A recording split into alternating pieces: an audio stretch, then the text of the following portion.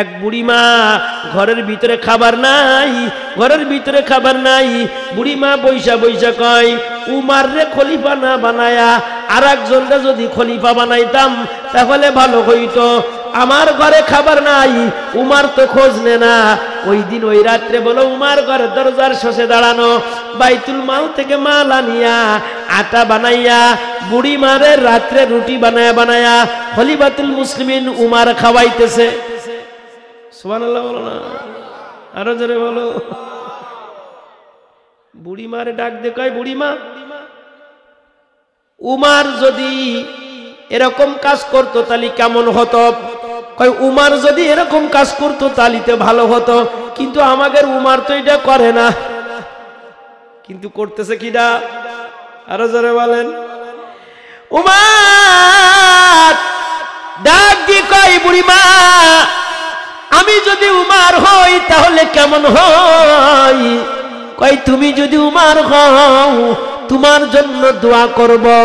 উমার বুড়িমার মাথায় হাত দিয়ে কয় ও বুড়িমা, খাবার তোমার বাড়ি দিতে আমার দেরি হয়ে গেছে, কাল কিয়ামতের ময়দানে আমারে দুনিয়ায় গালি দিছো সমস্যা নাই, কাল কিয়ামতের ময়দানে আল্লাহর সামনে যেন আমার জন্য অভিযোগ না করো। বুড়িমা তোমার কাছে ক্ষমা চাই, আল্লাহর দরবারে যদি অভিযোগ করো তাহলে আমি উমার পার পাবো না। কথা কয় না ঠিক কিনা?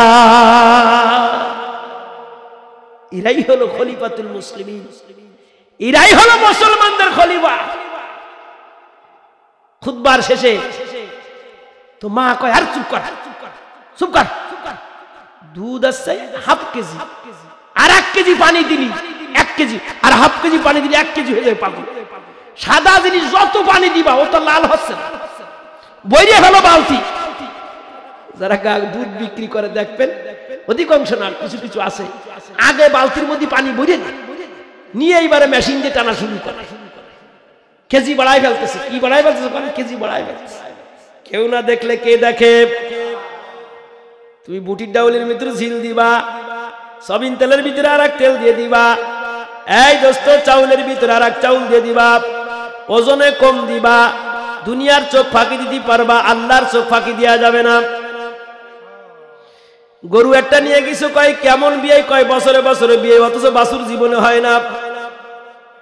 গরুটা নিয়ে যাবা, আগেই তুমি 2 দিন আগে বাছুরের দুধ থেকে সরাই রাখছো, স্তন বড় বানাই ফেলি যাও, মনে হবে জানো এই গরুতে আসলে দুধ মনে হয় 2-3 কেজি হয়। এটাও বলো ধোঁকা দিচ্ছ মানুষকে, ধোঁকা দিতেছো। কথা কয় না ঠিক কিনা বাবা? ও মাগো, দুধের ভিতরে পানি মিশায় না। কেউ না দেখলে পৃথিবীর মালিক একজন আছে, আল্লাহ। লা তাখুদুহু সিনাতু ওয়ালা নাউম। এমন একজন মালিক যার ঘুম আসে না, ঘুমের বাবও লাগে না। ও মা, ওই আল্লাহর চোখ তো ফাঁকি দেওয়া যাবে না। এ যুবতী বোনগুলা, আমার জবান কলিজার টুকরা, গভীর রাতে নাকের ছবি দেখো, গভীর রাত্রে গুনার কাজ করো, পৃথিবীর কেউ না দেখলেও আল্লাহর চোখ তো ফাঁকি দেওয়া যায় না। মাবুদ তোমার আমার দিকে তাকায়া তাকায়া বলে, আব্দুর রহিম রে, মোবাইলের নেকেট ছবিটা বন্ধ কর। আমি আল্লাহ তোরে আরামের ঘুম দিছি, আরামের ঘুমটা ঘুমায়া ফজরের নামাজ তুই জামাতে পড়, আমি আল্লাহ তোরে বিনা হিসেবে জান্নাত দিয়া দিব। একটু জোরে বলো না সুবহানাল্লাহ। কলিজার টুকরাগুলো আমার, সুন্দর করে আল্লাহর বান্দি যখন মাকে ওয়াজ করে, ওই ঘরের পাশে উমার দাঁড়ায় রয়। সকালবেলায় উমার রাদিয়াল্লাহু তাআলা আনহু নিজের বাহিনীদেরকে ডাক দিয়ে বলে, যাও যাও যাও, ওই গোয়ালিনীর ঘরের দরজায় চলে যাও। গোয়ালিনী আর গোয়ালিনীর মেয়েকে দুধ বিক্রয় যে করে তারে গোয়ালিনী বলা হয়। ওই গোয়ালিনী আর গোয়ালিনীর মেয়েকে যাও যাও, 2 জনকে আমার দরবারে আনো। আল্লাহু আকবার। 2 জনকে যখন দরবারে আনা হয়, ওই বুড়ি মা থর থর করে কাঁপে আর বলে, খলিফাতুল মুসলিমিন, আমি কি কোনো অন্যায় করে ফেলেছি? আমি কি কোনো অপরাধ করে ফেলেছি যার জন্য আমারে আপনার দরবারে আনলেন? কি ব্যাপার? খলিফাতুল মুসলিমিন বলে, না রে না, তুমি কোনো অপরাধ করো নাই। না রে না, তুমি কোনো অপরাধ করো নাই। না রে না, তুমি কোনো অপরাধ করো নাই। তোমারে আর তোমার মেয়েকে আমার দরবারে আনছি। তোমার এই মেয়েটাকে আমার ছেলে আব্দুল্লাহর সাথে বিবাহ দিতে হবে। একটু জোরে বলো না সুবহানাল্লাহ। খলিফার ছেলের নাম হলো আব্দুল্লাহ। বিয়ে করতে চাচ্ছে কার মেয়ের? গোয়ালিনীর মেয়ের বিয়ে করতে চাচ্ছে। এ কপাল কয় আঙ্গুল কপালে? কথা কয় না সুবহানাল্লাহ। তো বুড়িমা কয়, আপনি কি আমার সাথে ঠাট্টা করতেছেন? আপনি একটা বাচ্চা, আর বাচ্চার ছেলে, আমি দুধ বিক্রয় করে খাইয়ে বেড়াই। আমার মেয়ের আপনি বিবাহ, আমার মেয়েকে আপনি বিটার বউ বানাবেন? কি পাইছেন আমার মেয়ের ভিতরে? আমরা তো বিয়ে করতে গেলে সাদা চামড়া, ঠোঁটটা লাল, জুড়া জুড়া বুড়ু, নাকটা বাঁশির মতো হতে হবে। কি কয়? নাকটা বাঁশির মতো, ঠোঁটটা লাল, জুড়া জুড়া বুড়ু, আরে বাবা, একটু লম্বা হতিবে। যদি কালো হয়, ন্যাংলা ভাতলা হয়, ও খবরদার অন্য আসিস না। যদি হাফেজাও হয়, কদুত হাফেজাবের দরকার নেই, দেখ প্যান্ট শার্ট পরে বেড়াচ্ছে কিনা তাই দেখ। কথা কয় না কান? ঠিক কিনা জোরে বলো। অথচ ওই মেয়েটা 5 বছর ফেলায় কোরআনের হাফেজা হলো। এই ফ্যামিলিতে, এলাকায় যত মেয়ে আছে, একটা করে যে একটা হাফেজা মেয়ে থাকে, দিনদার মেয়ে থাকে, ওর পায়ের ধুলার সমান ওরাও হতে পারবে না। কথা বলেন না কেন? ঠিক কিনা জোরে বলো। ওর পায়ের ধুলার সমান ওরাও হতে পারবে। একজন হাফেজা, কুল্লুহুম কদ ওয়াজাবাত লাহুমুন নার, যাদের 10 জন জাহান্নামী হয়ে গেছে, এরকম 10 জন জাহান্নামীকে জান্নাতে নিয়ে চলে যাবে। সুবহানাল্লাহ। আর হাফেজা মেয়ে পড়তে যায়, একটু দুর্বল হয়ে গেছে, একটু ঘেনা, এখনো খাইয়ে উঠতে পারিনি ভালো করে, দেখতে গেছে কই মেয়েটার গায়ে নেই, ভালোটা জুতির না, ও নাক দাঁত বের হয়ে যাচ্ছে, নাকে পুটা, চোখি খ্যাতর, জব্বার তুই চল, এ বাড়ি মোটেই উঠা যাবে না। ঠিক কিনা জোরে? আর একজনে যাই রে, ওরে আল্লাহ, মাইয়ে প্যান্ট শার্ট পরে রয়েছে, কিরাম দাপড়া মাপড়া মাইয়ে, ওরে আল্লাহ, এলাকার ভিতরে ফার্স্ট বিড়ি টান দেখি, একে টানে ডারবি শেষ। জোরে কও না, আরো জোরে বলো। একটু কষ্ট লাগতেছে? কষ্ট নিয়ে না, এমন জামানায় আল্লাহ আমাদেরকে ওয়াজ করার জন্য এই মাঠে নামাইছে, এগুলো না বললে হবে না। কথা বলেন ঠিক কিনা জোরে বলো। কে বেজার হলো আর না হলো আমার দেহার দরকার নেই, সঠিক কথা সেটাই বলতেই হবে। তখন আমার মেয়ের আপনি আপনার ছেলের সাথে বিবাহ দেবেন? সত্যি? হ্যাঁ। কি পাইছেন আমার ভিতরে, আমার মেয়ের ভিতরে? কই তোমার মেয়ের ভিতরে একটা জিনিস পাইছি, ওয়ালিমান খাফা মাকাম রাব্বিহি ওয়া নাহান নাফসা আনিল হাওয়া ফাইনাল জান্নাতা হিয়াল মাওয়া। তোমার মেয়ের ভিতরে একটা গুণ পাইছি, এ বাদিয়া টুলার পর্দার মাগো, আমি মহিবুল্লাহ এসে গেল তাই তোমাদের শোনা যায় মা, ও গোয়ালিনী, তোমার মেয়ের ভিতরে একটা গুণ পাইছি, সে গুণটা হলো তোমার মেয়ের ভিতরে আল্লাহর ভয় পাইছি। ওয়া মাইয়াত্তাকিল্লাহ ইয়াজআল লাহু মাখরাজা ওয়া ইয়ারযুকুহু মিন হাইসু লা ইয়াহতাসিব। তোমার মেয়ের ভিতরে আল্লাহর ভয় পাইছি। দুধের ভিতরে পানি মিশানো যাবে না।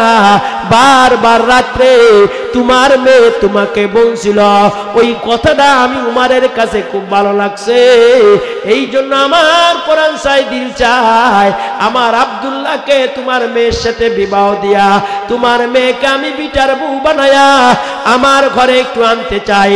একটু জোরে বলো না সুবহানাল্লাহ। ওই গোয়ালিনী তখন রাজি হয়ে গেল, তাহলে আমার মেয়েকে আপনি নিবেন, আপনি আমার বিয়ে হবেন আর আমি আপনার বিয়ে হব। আরে এ কপাল তো পৃথিবীর কারোর না হতে পারে, পৃথিবীর কোন মানুষের এই কপাল না হতে পারে। উমার এমন একজন লোক ছিলেন, এমন একজন সাহাবী ছিলেন, যদি কেউ নবীর পরে নবী হতো তো উমারই নবী হতো। কথা কয় না ঠিক কিনা জোরে বলো বাবা। ওই উমার নিজের ছেলেকে গোয়ালিনীর মেয়ের সাথে বিবাহ দিল, মাও যেমন ছেলেও বাবাও তেমন। ওই ছেলে ওই মেয়ের পেট থেকে আল্লাহ এমন একজন ছেলেকে দুনিয়ায় পাঠালো। এই দিক থেকে ওই গোয়ালিনীর মেয়ের পেট থেকে এমন একজন বাচ্চা আল্লাহ দুনিয়ায় পাঠালেন যার শাসন আমলে, যার দেশ চালানোর আমলে একই ঘাটে ছাগল আর বাঘ পানি খাইত। কোনদিন বাঘ ছাগলের পরে আক্রমণ করে নাই, কোনদিন বাঘ ছাগলের পরে আক্রমণ করে নাই। যার শাসন আমলে, যার শাসন আমলে একই ঘাটে ছাগল আর বাঘ পানি খাইত। আল্লাহু আকবার। বুড়িমা ফাঁকা জায়গায় দাঁড়ায়া দাঁড়ায়া কান্দে। আর একজন জিজ্ঞেস করে, বুড়িমা কান্দো কেন? কয় ওই নদীর ঘাটের দিকে তাকায় দেখো, আমার মনে হয় আমাদের দেশের বাচ্চা আজকে মারা গেছে, তা না হলে বাঘ কেন ছাগলের পর আক্রমণ করবে? কয় বুড়িমা কোন বাচ্চা মারা গেল? কয় উমারের বিটার বোর পেট থেকে যেই বাচ্চাটা বের হয়, যার নাম হলো শাহ উমর ইবনে আব্দুল আজিজ রাহমাতুল্লাহি আলাইহি, যার আমলে একই ঘাটে বাঘ আর ছাগল পানি খায়, জীবনে কোনোদিন বাঘ ছাগলের গায়ে আক্রমণ করে নাই।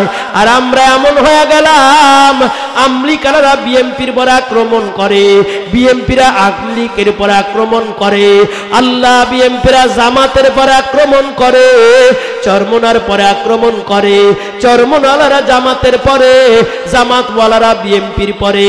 না রে না, এমন শাসক তো আমরা চাই না, এমন একজন শাসক চাই যার আমলে বাঘ আর ছাগল একই ঘাটে পানি পান করবে। কথা বলেন না কেন ঠিক কিনা?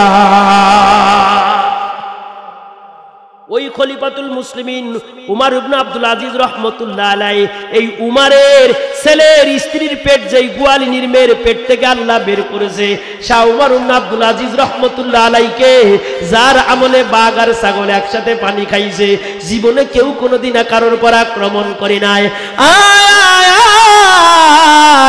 ও পর্দার মাগো, এই উমর ইবনে আব্দুল আজিজ রাহমাতুল্লাহি আলাইহি আল্লাহর বান্দা খুতবার শেষে আয়াতটা লাগা দিয়েছে, ইন্নাল্লাহা ইয়ামুরু বিল আদলি ওয়াল ইহসান ওয়া ইতাই যিল কুরবা ওয়া ইয়ানহা আনিল ফাহশাই ওয়াল মুনকারি ওয়াল বাগয ইয়াইদুকুম লাআল্লাকুম তাযাক্কারুন ফাযকুরুনি আযকুরুকুম ওয়াশকুরুলি ওয়ালা তাকফুরুন। ইন্নাল্লাহা ইয়ামুরু বিল আদলি, নিশ্চয় আল্লাহ তাআলা ইনসাফের কথা কয়, ওয়াল ইহসান, ইহসান করার কথা বলে, দয়ার কথা বলে, মায়ার কথা বলে, একে অপরের সাথে ভালোবাসবে। আল্লাহু আকবার।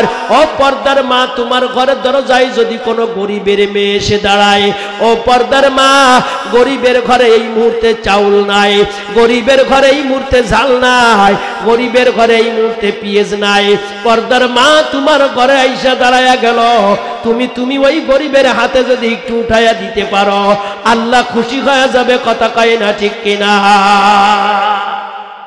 কে খুশি হয়ে যাবে বলেন? আল্লাহ। ইহসান আর দয়া এখন আর নেই। আগের জামানায় দেখতাম এক বাড়ি যদি পিঠা বানাতো, এই কি বানাতো, আমার মা শাশিকে দেখেছি, পিঠা বানালি প্রথম পিঠের এক ঠাল ভরে পাশের বাড়ি দিয়ে আসতো। কথা কয় না? গোশত রানলে এক বাটি আগে পাশের বাড়ি দিয়ে আসতো, যাও ওদের বাড়ি দিয়ে আসো। এখন আর এগুলো নাই বলে। আগের জামানায় মানুষের বাড়ি পাঁচিল ছিল না, এই দিক থেকে কলার বাসনা দিয়ে পাঁচিল দিত। আগের জামানায় মানুষের বাড়ি কাছারি ছিল না, এই এরকম মেহমানখানা, এত টাইসালা মেহমানখানা ছিল না, কাছারি ছিল। কিন্তু কাছারিতে মেহমানরা হাসতে হাসতে খাবার খেয়ে বেরোয় গেছে। কথা বলেন ঠিক কিনা? জোরে বলো। আর এখন মেহমান যেই বাড়ি যায় সেই বিটার পর মুখটা কালা হয়ে যায়, সেই স্ত্রীর মুখটা কালা হয়ে যায়। এক লুকমা খাবার একটু গরিব মিসকিন কেউ দিতে চায় না। কথা বলেন ঠিক কিনা? জোরে বলো। এগুলো উঠে গেছে, সমাজে নাই এগুলো। কি আমার আল্লাহ বলে, ইন্নাল্লাহা ইয়ামুরু বিল আদলি ওয়াল ইহসান।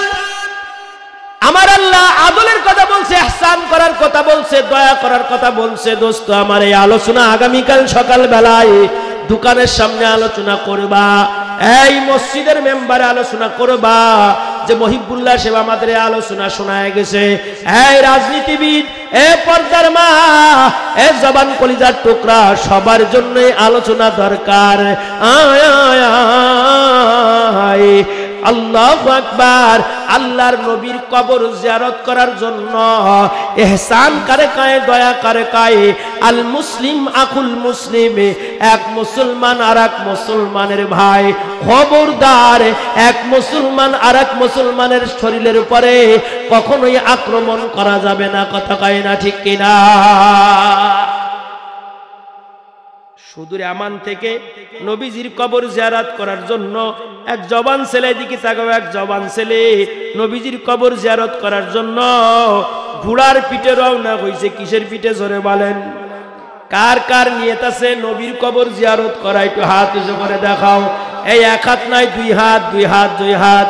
নারে তাকবীর। হাতটা তো আমি নামাতি বলিনি বাবা, হাতটা আল্লাহর ক্যামেরাও যাইতেছে, দুনিয়ার ক্যামেরাও যাইতেছে। এরকম একটু হাতটা নাড়ায় দাও না। আল্লাহর নবীর কবর জিয়ারত করতে মনে চায়, হাত নামাও। আল্লাহ, তুমি আমার বাদিয়া টুলার মানুষে তুমি কবুল মঞ্জুর করে নাও। নবীর কবর জিয়ারত করা ভালো না খারাপ? নবীর স্বপ্ন দেখা ভালো না খারাপ? আরো জোরে বলেন। নবীর কে কে স্বপ্ন দেখছেন? আসেনি কোনো বান্দা? থাকলেও তো বলবা না। এমন বুজুর্গ আছে এখানে আল্লাহর নবীর স্বপ্ন দেখেছে। ওযু করে 40 দিন ঘুমাইলে আল্লাহর নবীর স্বপ্ন দেখা যায়। আল্লাহর হাবিব বলেন, মান রাআনি ফাকাদ রাআনি। যে বান্দা আমার একদিন স্বপ্ন দেখে, সে বাস্তবে আমার স্বপ্ন দেখে। ইন্না শাইতান লা ইয়াতামাত্তালু লি, শয়তান কোনদিন আমার সুরাত ধরতে পারে না। একটু জোরে বলো না সুবহানাল্লাহ। দস্তরখানে ভাত খাওয়া কি জোরে বলো? মেসওয়াক করা সুন্নাত, দস্তরখানে ভাত খাওয়া সুন্নাত, টুপি মাথায় দিয়ে নামাজ পড়া সুন্নাত, পাঞ্জাবি গায়ে দেওয়া সুন্নাত, ডান দিকে চলা সুন্নাত, সালাম দেওয়া সুন্নাত, মসজিদে উঠার সময় ডান পাতে চলা সুন্নাত, বাথরুমে যাওয়ার সময় বাম পাতে যাওয়া সুন্নাত। ও পর্দার মা, স্বামী ঘরে আসলে সালাম দেওয়া সুন্নাত, স্বামীর মাথায় তেল দেওয়া সুন্নাত। ও পর্দার মা গো, একে অপরকে ইকরাম করা মুসলমানের জন্য ফরজ। কেউ কারো যদি বিপদে পড়ে যায়, ইহসান আর দয়া করতে হয়। খবরদার, খবরদার, তোমার দ্বারাই যেন কারোর ক্ষতি না হয়।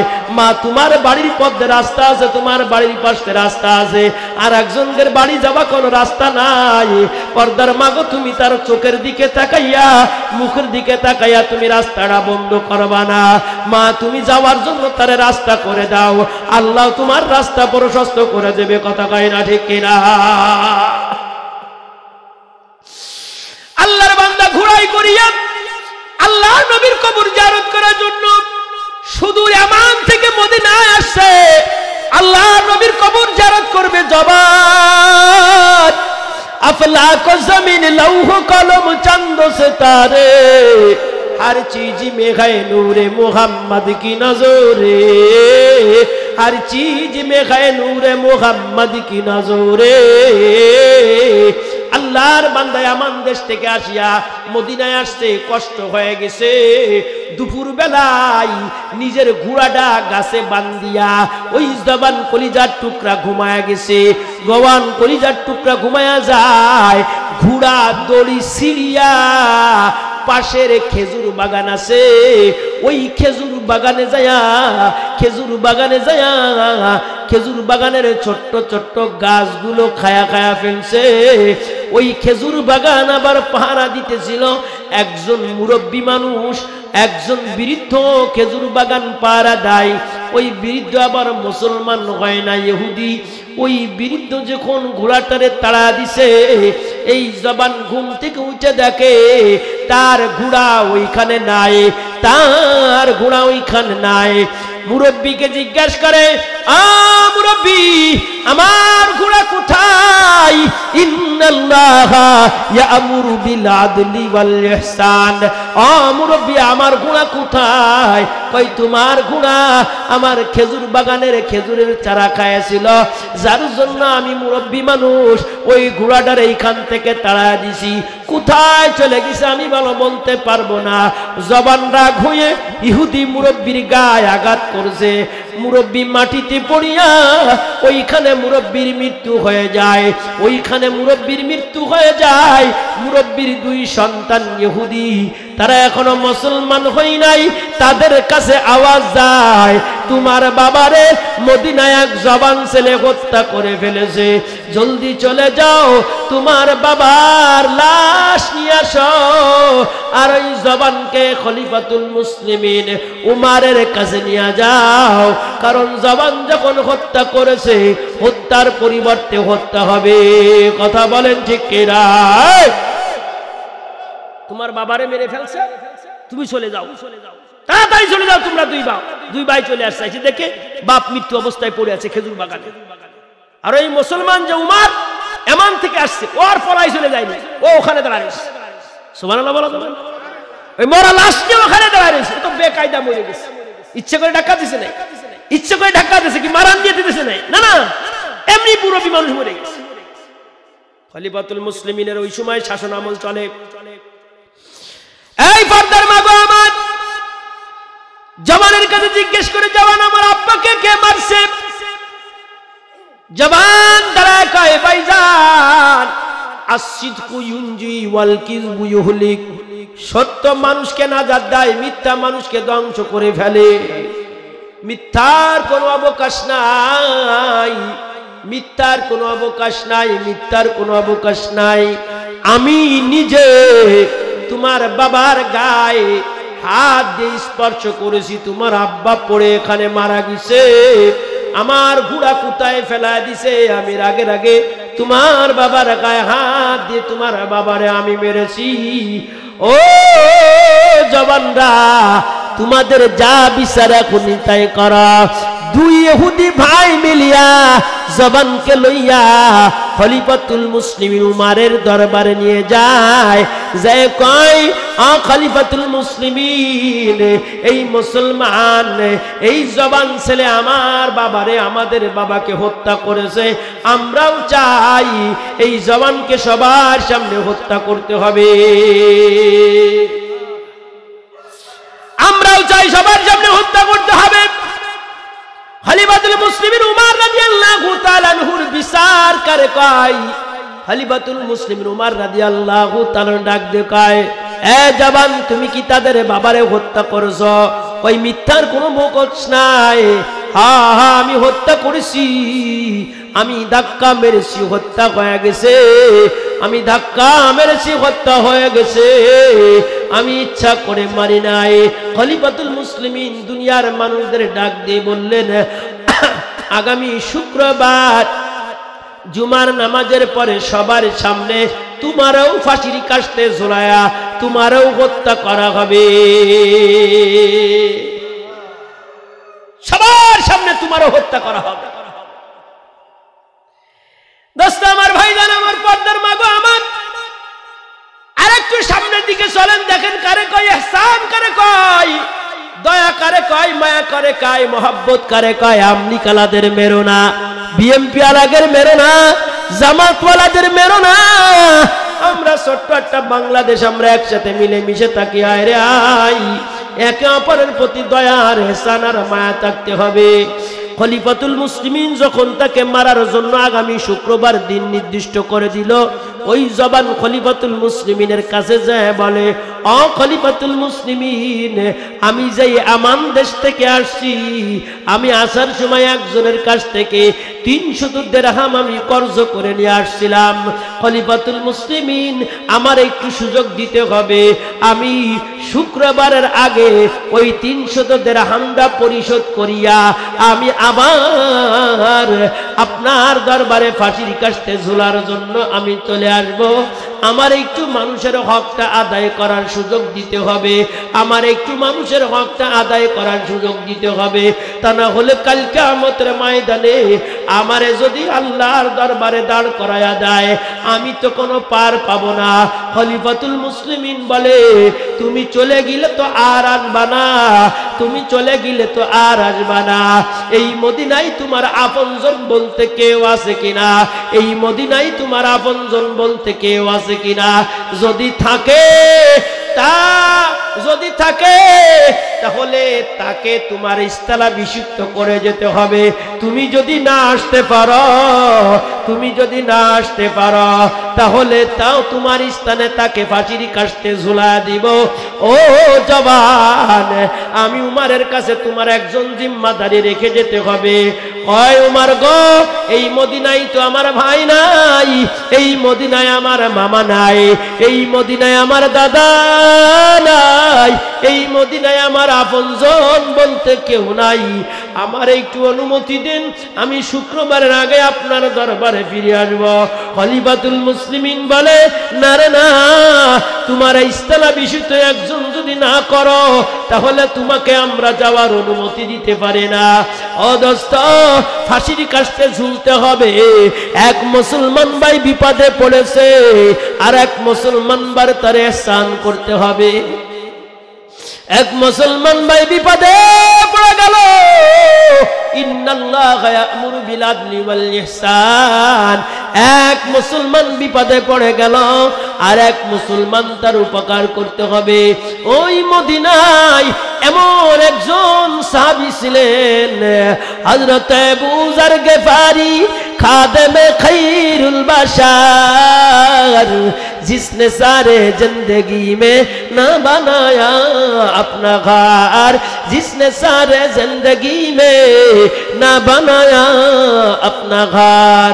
खलीफातुल मुस्लिमीन उमरेर दरबारे हजरत আবু যর গিফারি রাদিয়াল্লাহু তাআলা আনহু যায় বলে, ও খলিফাতুল মুসলিমিন, আমার ভাইকে যাবার পারমিশন দিয়ে দাও। আমার ভাই যদি না যায়, আমি আবু যর গিফারি, আল মুসলিমু আখুল মুসলিম, এক মুসলমান আর এক মুসলমানের ভাই, আমার ভাই যদি না আসে তাহলে আমি আবু যর গিফারি আমার ভাইয়ের ফাঁসির কাস্তে আমি নিজে ঝুলতে রাজি আছি। একটু জোরে বলা যাবে না সুবহানাল্লাহ? আর একটু জোরে বলা যাবে না সুবহানাল্লাহ? নারে তাকবীর, আরে জোরে নারে তাকবীর। আল কোরআনের আলো, আল কোরআনের আলো। এ আমার বাদিয়াটোলার জবান কলিজার টুকরাগুলো আমার, আমি আপনাদেরকে আরেকটু সামনের দিকে নিতে চাই। জবান ছেলে যখন বলছে, খলিফাতুল মুসলিমিন জবানকে বলে, যাও তুমি চলে যাও, তোমার পরিবর্তে আবু যর গিফারি ফাঁসির কাস্তে দাঁড়ায় যাইবে। বৃহস্পতিবার পার হয়ে গেল, শুক্রবারের জুমার নামাজ হয়ে গেছে, এখনো পর্যন্ত জবান আসে নাই। অমত অবস্থায় ফাঁসির কাস্ত তৈরি হয়ে গেছে, ফাঁসির মঞ্চও তৈরি হয়ে গেছে। আবু যর গিফারি ফাঁসির কাস্তে ঝুলতে যাবে। জুমার নামাজের পরে বাড়ি যাইয়া নিজের স্ত্রীকে বলে, স্ত্রী, আমি আমার ভাইয়ের উপকার করার জন্য যাই। ছোট্ট বাচ্চাদের ডাক দিয়ে বলে, বাচ্চারা রে, ঘটনা হলো এই, আমি এখন ফাঁসির কাস্তে ঝোলার জন্য যাইতেছি। স্ত্রী ডাক দেয়, ছেলে ডাক দেয়, মেয়ে ডাক দেয়, কয় আব্বা কোথায় যাইতেছেন? মেয়ে কয়, বাবা কোথায় যাও? কয়, ইন্নাল্লাহা ইয়া'মুরু বিল আদলি ওয়াল ইহসান, আমি মুসলমান ভাইয়ের উপকার করার জন্য যাই। আল্লাহু আকবার, আল্লাহু আকবার। স্ত্রী কান্দে, মেয়ে কান্দে, আবু যর গিফারি দৌড়ায়া ফাঁসির কাস্তে ওঠার জন্য তৈরি হয়ে যায়। অমত অবস্থায় দুই ইহুদি ভাই পাশে দাঁড়ায় দাঁড়ায় দেখে, আরে মুসলমান ভাইয়ের জন্য জীবন দেয়। ওদিক থেকে চিৎকার করিয়া হাত দিয়া হাত উঁচু করে ডাক দিয়ে বলে, এ ভাইজান, আমার মুসলমান ভাই আবু যরকে ফাঁসির কাস্তে দিও না। আমি সেই জবান আপনার দরবারে উপস্থিত হয়ে গেছি, আবু যরকে বাদ দিয়া আমারে ফাঁসির কাস্তে ঝুলায় দাও। ওই জবান যখন এমন দেশ থেকে চলে আসছে, মুসলমান ভাইয়ের উপকার দেখিয়া, মুসলমান ভাইয়ের আখলাক দেখিয়া, ওই জায়গায় ওই দুই ইহুদি ভাইজান উমার রে ডাক দিয়ে বলে, কাউরে ফাঁসির কাস্তে দেওয়া লাগবে না, আমরা মুসলমান ভাইয়ের চরিত্র দেখিয়া আমরা কালিমা পইরা মুসলমান হয়ে গেলাম। একটু জোরে বলা যাবে না সুবহানাল্লাহ? নারে তাকবীর। এরাই হলো মুসলমান, এরাই হলো ভাইয়ের জন্য ভাইয়ের দরদ। আর আমাদের ভাইয়ের জন্য কোনো ভাইয়ের দরদ নাই। বড় ভাই ছোট ভাইরে ফাঁকি দিচ্ছে, ছোট ভাই বড় ভাইরে ফাঁকি দিচ্ছে। কথা বলেন না কেন? ঠিক কিনা জোরে বলো। আর এখানে কোনো রক্তের সম্পর্ক নাই, খালি দিনের ভাই তার জন্য জীবন দিয়ে দিস, একেই বলে ইহসান। পর্দার মা গো আমার, আমার আল্লাহ নিজে বলেন, মাগরে তুমি হলে এই বাড়ির সর্দার, পর্দা মাগো তুমি হলে এই বাড়ির নেতা, পর্দার মা। তোমার সংসারে তুমি রান্না করে তোমার ছেলেকে খাওয়াও, তাহলে 1 নম্বর ইহসান। 2 নম্বর 5 ওয়াক্ত নামাজ। কয় ওয়াক্ত নামাজ? জোরে বলেন, আরো জোরে বলেন, কয় ওয়াক্ত নামাজ? কষ্ট আছে না আপনাদের? কষ্ট হয়। এই দোস্ত, নামাজ পড়া সুন্নাত না ফরজ না ওয়াজিব? আরো জোরে বলেন। আমরা তো নামাজ পড়তে চাই না, আমরা শুধু যাই মসজিদে ইমাম সাহেবের দোষ ধরার জন্য ব্যস্ত হয়ে যায়। ইমাম সাহেবের বেতন বাকি 8 মাস। কয় মাস? আরো জোরে বলেন।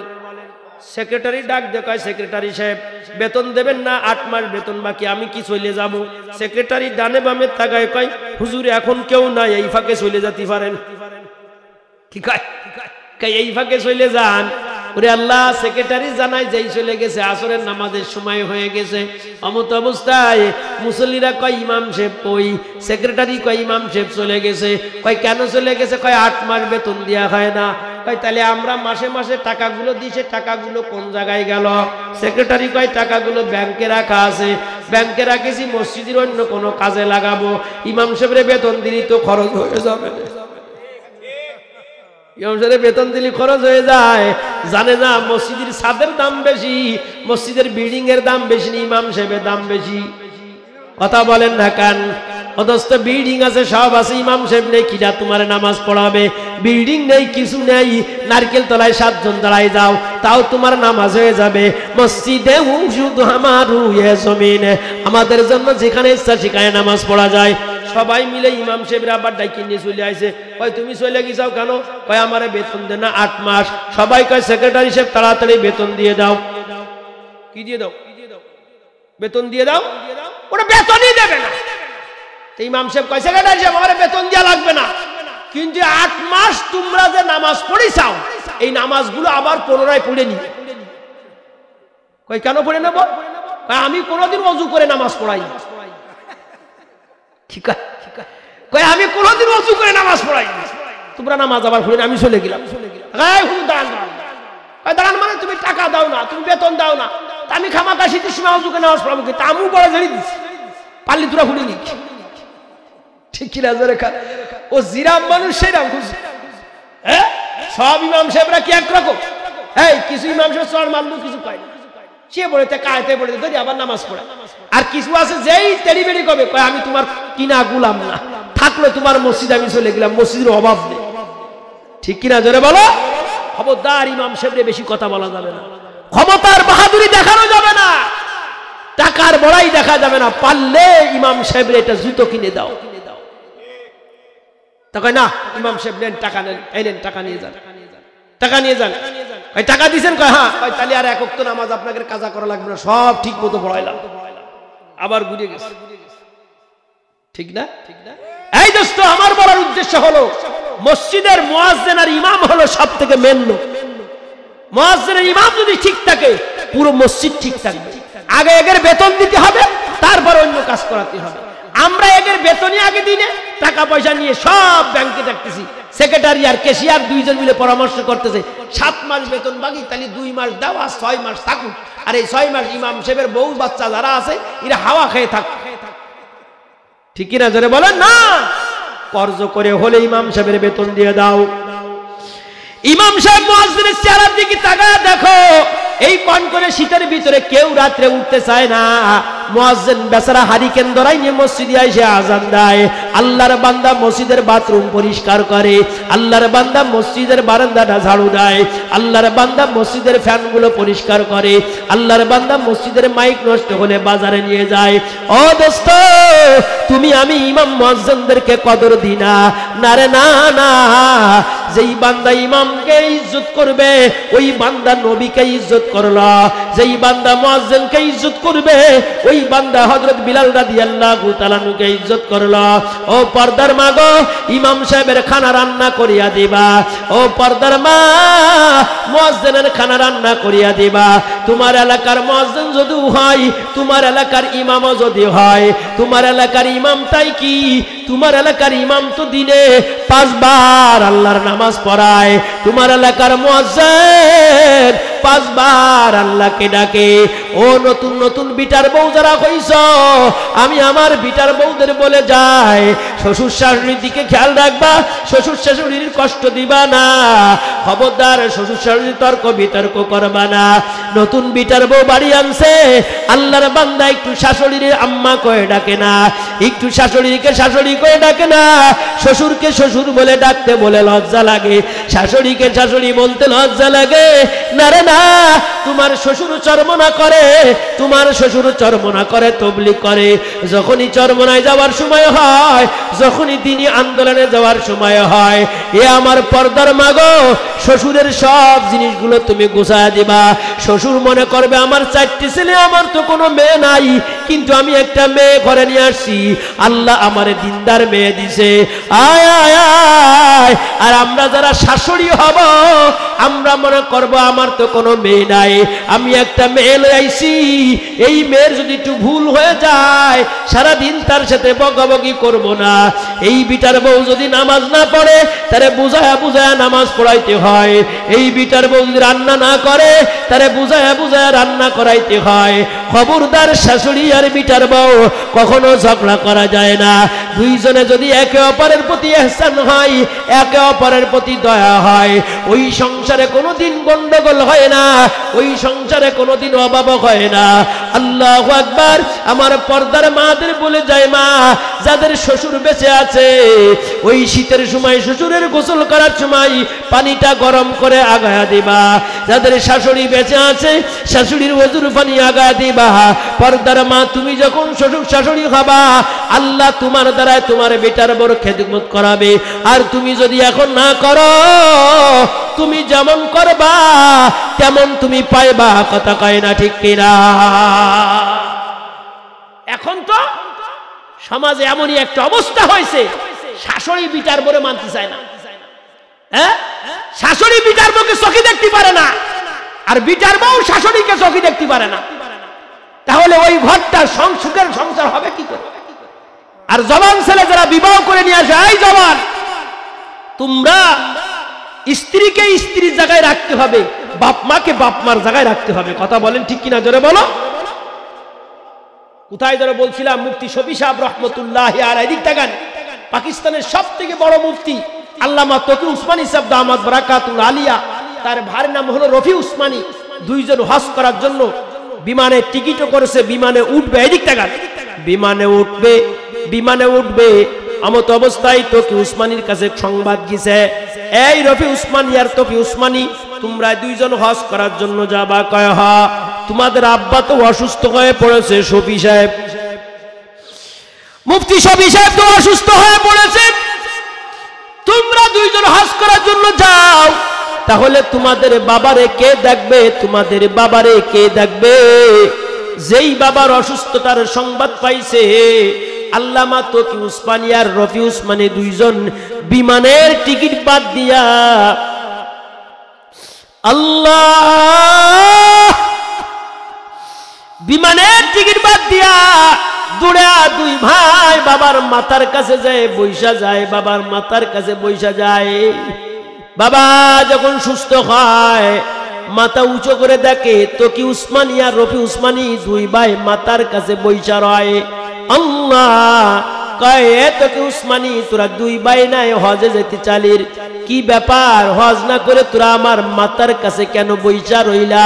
ও বাদিয়া টুলার জবান কলিজার টুকরা গুলো আমার। তকি উসমানী ডাক ডেকে, আব্বা, হজ তো আমার ঘরে রয়, বাবা কোথায় ওয়াজ করার জন্য যাব? হজ তো আমার ঘরে আছে, আমার ঘরে হজ। আব্বা তুমি অসুস্থ, মা অসুস্থ, আমার বাবা অসুস্থ, আর আমরা দুই ভাই খানায় কাবায় যাব, এটা হতে পারে না। আব্বা তোমার দিকে তাকাইলে কবুল হজের সব পাওয়া যায়, এই জন্য বাবা তোমার দিকে তাকাইলে কবুল হজের সব পাওয়া যায়, এই জন্য বাবা বিমানের ফ্লাইট বাদ দিয়ে দিছি। আব্বা তোমার মাথার কাছে আইসা বসিয়া তোমার চেহারার দিকে বারবার তাকায়, আর কবুল হজের সব আমাদের আমল নামায় লেখা হয়। আল্লাহু আকবার। বাবা ডাক দি কই, এই তোকে উসমানী আমার কাছে আগাই, রফি উসমানী আমার কাছে আগাই। আমি তোর আব্বা তোদের দুইজনের মাথায় হাত দিয়ে দোয়া করে দিলাম, আল্লাহ তোদের মাসে মাসে হজ করার তৌফিক দান করবে। ওরে বাপের দুবাই, এখনো দুই ভাই প্রত্যেক মাসে মাসে হজে যায়। আমি কিছুদিন আগে একটা ভিডিও দেখছিলাম, এ জবান কলিজার টুকরা, খবরদার বাপ্পারে গালি গালাজ দিবি নে। এ জবান কলিজার টুকরা, বাপরে বলো হুক টান, মারে বলো কুটনি বুড়ি, বউকে বলে শোনাচ্ছান। জবান তুমি এই স্লোগান দিও না। আমি কিছুদিন আগে একটা ভিডিও দেখছিলাম, আল্লাহ ছেলেটা একটু পাগল পাগল, ছেলেটা একটু পাগল পাগল। ওই ছেলেটার বাপ মা দুজন মারা গেছে। ওই ছেলেটার ঘরের ভিতরে কোনো খাবারের ব্যবস্থা নাই।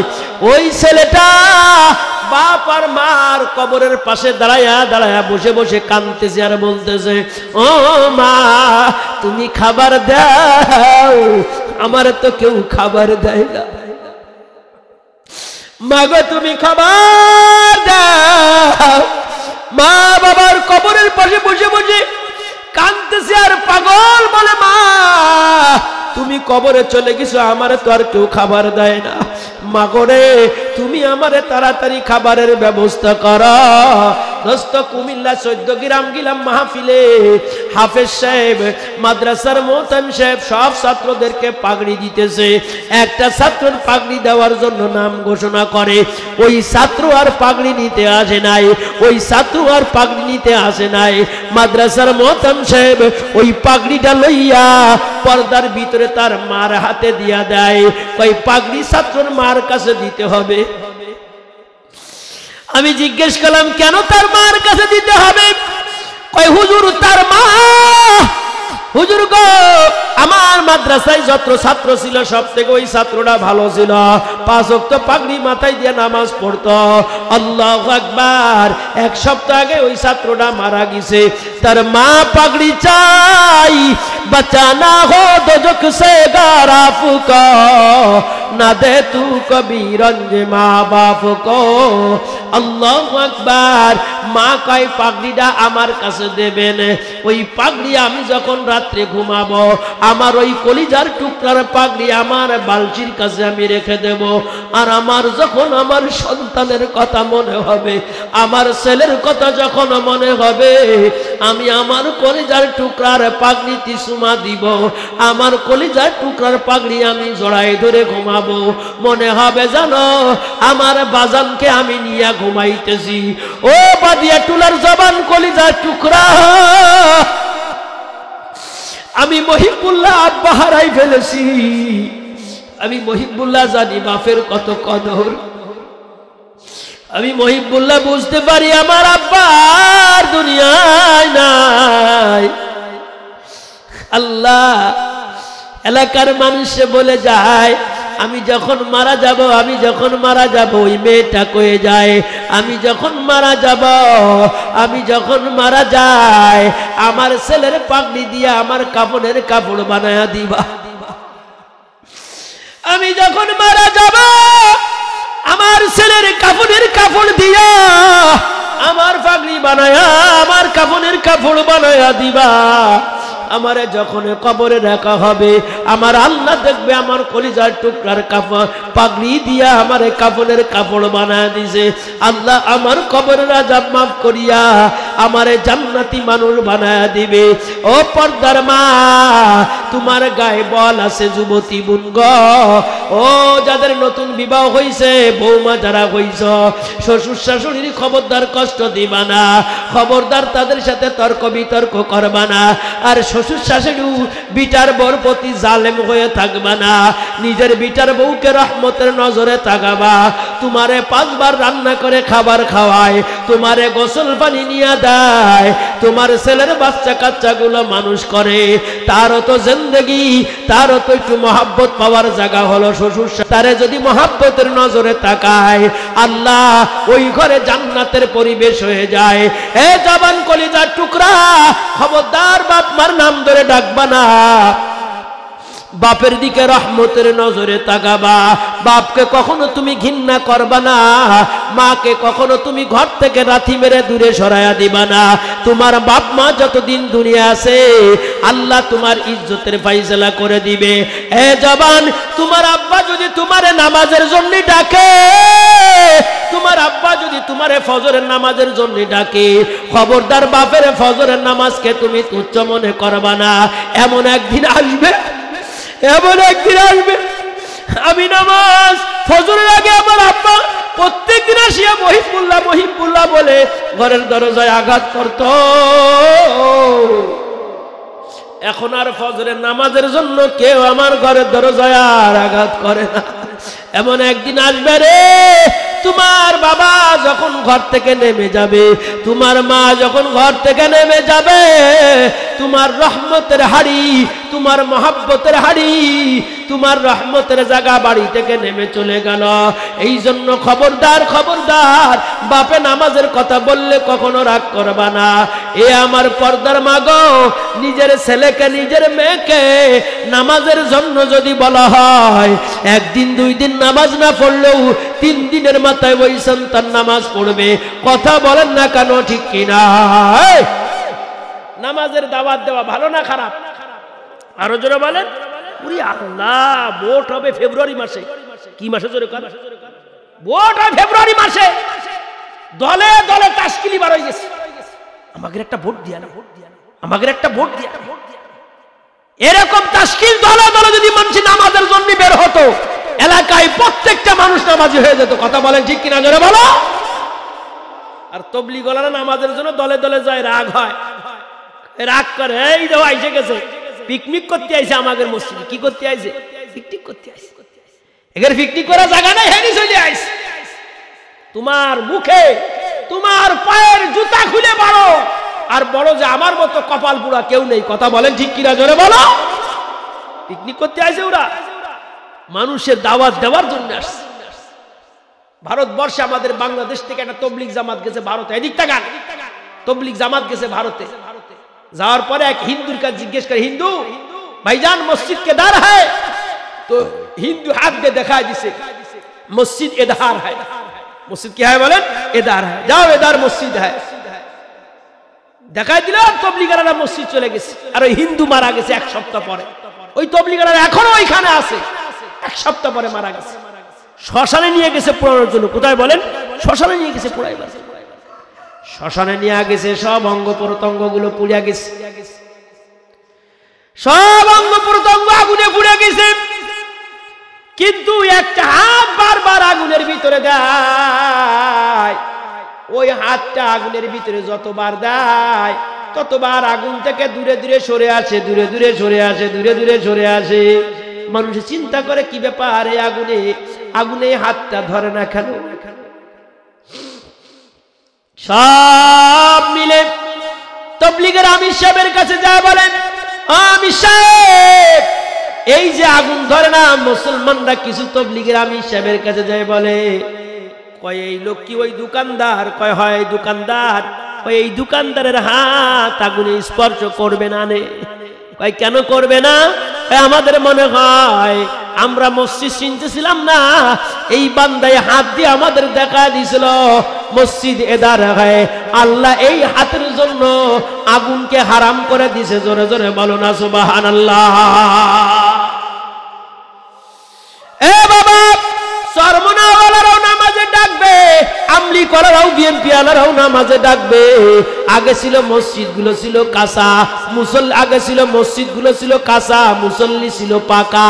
আর এখনকার মসজিদ হয়েছে পাকা, মুসল্লি হয়েছে ফাঁকা। কথা বলেন ঠিক কিনা? জোরে বলো বাবা। নামাজ পড়তে চায় না, আর একজনকে নামাজের দাওয়াতও দিতে চায় না। আল্লাহু আকবার। পর্দার মা তোমরা বাড়ি বাড়ি এদিকে তাকাও, পর্দার মা গো, তোমরা একে অপরকে নামাজের দাওয়াত দিবা, নামাজের একটা বাহিনী বানাবা।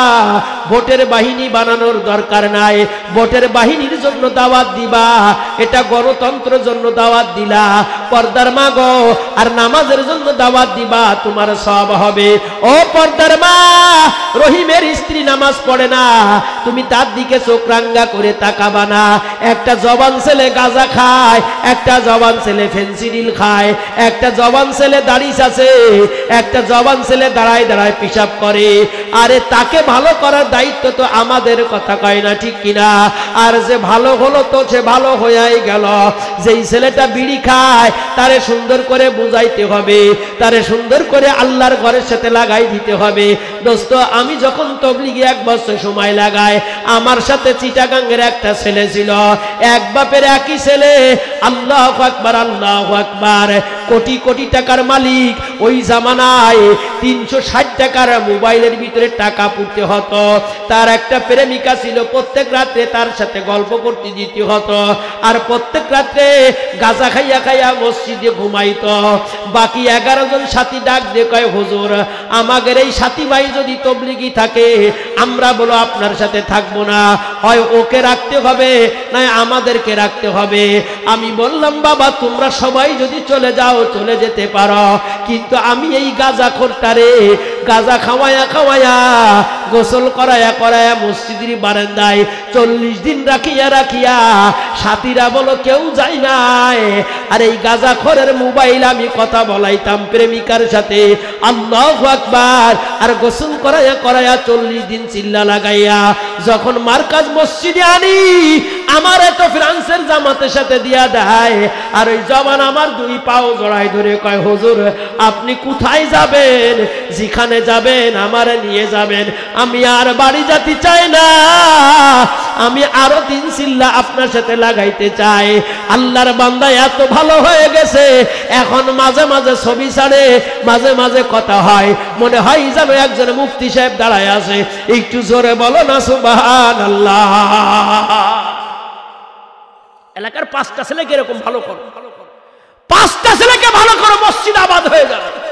এরকম 5টা ছেলেকে ভালো করতে আমার আল্লাহ ডাক দিয়ে বলেন, আল্লাহ ডাক দিয়ে বলেন, হুদাল্লিল মুত্তাকিন আল্লাযীনা ইউমিনুনা বিল গায়ব ওয়া ইউকিমুনাস সালাত। 2 নম্বর গুণ হলো যারা নামাজ পড়বে, নামাজ পড়তে হবে। এই দোস্ত এদিকে তাকাও, এদিকে তাকাও। নামাজ পড়লে কি করা লাগে জোরে বলেন? ওযু করতে হয়। নামাজ পড়লে কি করা লাগে? ওযু করা লাগে। আল্লাহু আকবার। শাইখুল হিন্দ মাহমুদ হাসান দেওবন্দির কাছে এক জওয়ান আসছে, কয় হুজুর আপনি আমার নামাজ পড়তে বলতেছেন ঠিক কথা, কিন্তু আমি বলো নামাজ পড়তে পারি, কিন্তু আমি ওযু করে নামাজ পড়বো না। কি কয়? আমি ওযু করে নামাজ পড়বো না। সব ডাক্তার কি একরকম হয় জোরে বলেন? সব ডাক্তার তো একরকম হয় না। কয় আমি ওযু করে নামাজ পড়বো না। কয় তোমার ওযু করা লাগবে না, তুমি বিনা ওযুতে আগামী কাল থেকে পড়া শুরু করো। ওযু করা লাগবে না, তুই পড়, বিনা ওযুতে পড়। সত্যি সত্যি বিনা ওযুতে নামাজ পড়া শুরু করতেছে। প্রথম দিন পড়াছে, পরের দিন স্ত্রী কয়, স্ত্রী নামাজ পড়ি, সবাই দেখি হাত মুখ ধুয়ে গোসল করে, তারপরে নামাজ পড়তে যায়।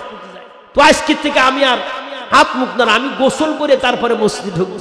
সুবহানাল্লাহ। ভালো লাগছে। এই জন্য যে যেমন আমাদের তাকে সেরকম করে বুঝাতে হবে। কথা বলেন ঠিক কিনা জোরে বলো? মোহাব্বতের নজরে একটা ছেলে বিড়ি খায়, এই দিক টাকা একটা ছেলে বিড়ি খায়, তুমি জোরে জোরে মুখে চড়মাই দিলে হবে না। এই বিড়ি আমার কাছে দে, আমি ধরি। ওযু কর, পরে 2 টান মারিস কেন? বাড়িতে যায় নামাজ পড়িয়া। কয়দিন টানবি? একদিন তো ভালো হয়ে গেল। কথা বলেন ঠিক কিনা জোরে বলো? আমার আব্বা এদিক টাকান, আমার আব্বা আমার ছোট ভাই যখন মাদ্রাসায় পড়ে, তো সরে বেকার বছর দাড়ি চেঁচি বলেছে, একবার দাড়ি চেঁচি বলেছে। তারপরে বক্সার মাদ্রাসায় নিয়ে গেলাম, ওই সময় আব্দুল খালেক সাহেব ছিল, দাড়ি চেঁচা অবস্থায় নিয়ে গেছি, মানুষ তো করতে হবে। তো খালেক সাহেব কয়, আল্লাহ রহমতুল্লাহ আলাইহি জান্নাত নসিব করুক, কয় মহিবুল্লাহ দেখো সব ছাগলগুলো যদি কালো হয় একটা সাদা ছাগল যদি ওর মধ্যে থাকে তো সবাই তার দিক তাকায়, তাকায় কি তাকায় না? সবাই দাড়ি, তোমার ভাই দাড়ি নেই, এক সপ্তাহ বাড়ি নিয়ে যাও, বাড়ি নিয়ে যায় দাড়ি গজায় গিয়ে তারপরে নিয়ে আসে, কই নিয়ে যাও পড়া লাগবে না, ওরে বাদ দিয়ে দাও, এরকম কিছু পাই না। আল্লাহর বান্দার হিকমতের বরকতে আলেম হয়ে গেছে, বলেন না সুবহানাল্লাহ, বলো সুবহানাল্লাহ। উদু ইলা সাবিল রাব্বিকা বিল হিকমাতি ওয়াল মাউইজা, হিকমতের সাথে মানুষদেরকে দিনে দাওয়াত দিতে হবে, কথা বলেন ঠিক কিনা জোরে বলো, তাহলে নামাজি তৈরি হবে। আর নাই শুধু মসজিদের সভাপতি, সেক্রেটারি, ক্যাশিয়ার মিলে আরে মসজিদের কোনায় টাইলস ভেঙে টাইলস লাগাই দাও, এবার সে বাথরুম টাইলস নেই টাইলস লাগাই দাও, ওপরে শর্ট কিনে আসো, এসি লাগাও, মাইক লাগাও, লাগাও, এগুলো সব ভালো, কিন্তু সভাপতি আর সেক্রেটারি মিলে একটা বাহিনী বানাতে হবে যে আমার মহল্লায় কয়জন বেনামাজি আছে, সবাই নামাজি বানানো যায় কিনা, কথা বলেন ঠিক কিনা জোরে বলো, এটা একটা বাহিনী বানাতে হবে, তাহলে নামাজি লোক তৈরি হবে না তো। ওই জব্বার রহিম আর সত্তার যারা পড়ছিল এরাই তিনজন কুপাই নিয়ে চলে যাচ্ছে, আর কেউ করতেছে, কথা কয় না ঠিক কিনা জোরে বলো। সবার মেহনত করতে হয় 5 ওয়াক্ত নামাজের জন্য, পারবো তো ইনশাআল্লাহ? কে কে নামাজের দাওয়াত দিবেন মানুষকে হাত উঁচু করে দেখান তো, দুই হাত, দুই হাত, নারে তাকবীর, আরো জোরে নারে তাকবীর, আরেকটু জোরে নারে তাকবীর। আচ্ছা আচ্ছা, কষ্ট আছে আপনাদের? আমি তো ঘড়ির দিকে তাকাই নাই, 11টা বেজে গেছে, আলহামদুলিল্লাহ। আমি চাচ্ছি আরেকটু আপনাদের একটু বয়ান শোনাবো, রাজি আছেন তো? কে কে রাজি আছেন হাত জোর করে দেখান, একটু জোরে দুই হাত, নারায়ে তাকবীর, হাত নামান। আরেকটা বিষয় চাইলাম যে আমার পর্দার মাদের একটু আলোচনা করতে হবে। আমার পর্দার মারা এদিক তাকান, আল্লাহ আমাদের সকলকে বেশি বেশি করে পর্দার মাদের খেদমত করার তৌফিক দান করুন, সবাই না আমিন। ভাইজান, এই মাহফিল হোক আমরা চাই না সবাই তো, আমার মাহফিলের বয়ানের আগে আমার এই মাহফিলের জন্য যার কাছে যা আছে 10 টাকা, 20 টাকা, 2 টাকা, 3 টাকা, 5 টাকা, আমরা যে যা পারি, এখন ভাইরা ভিতরে যাইতেছে, আমরা একটু তাড়াতাড়ি দিয়ে দিই সবাই।